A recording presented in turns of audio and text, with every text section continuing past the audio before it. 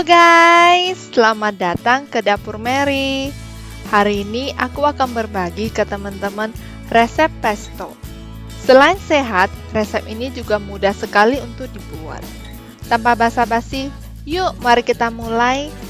Pertama-tama, masukin 60 gram daun kemangi ke dalam blender atau food processor.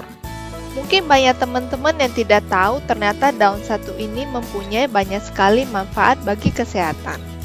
Kemudian masukin 200 gram kacang pistachio ke dalamnya. Dan blend kedua bahan tersebut hingga halus. Oh ya teman-teman, kalau teman-teman suka dengan video aku ini, teman-teman jangan lupa pencet tombol subscribe, like, dan pencet tombol bell supaya teman-teman tidak kelewatan semua video baru aku. Teman-teman juga bisa follow aku di sosial media @dapurmary. Setelah itu, masukin 1/4 sendok teh garam ke dalamnya. Berlanjut dengan setengah cup minyak zaitun.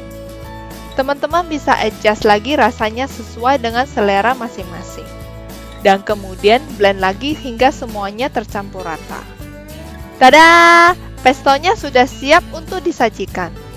Simpan pestonya di dalam kontainer dan tambahin minyak zaitun ke atasnya. Pastikan minyak zaitun menutupi semua pestonya.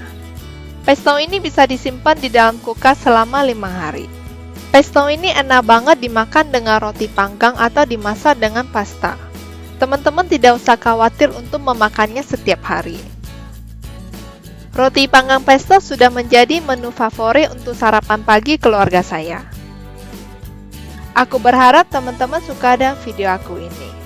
Teman-teman bisa komen di bawah resep apa lagi yang pengen aku buat di next video. Thank you for watching. Bye guys.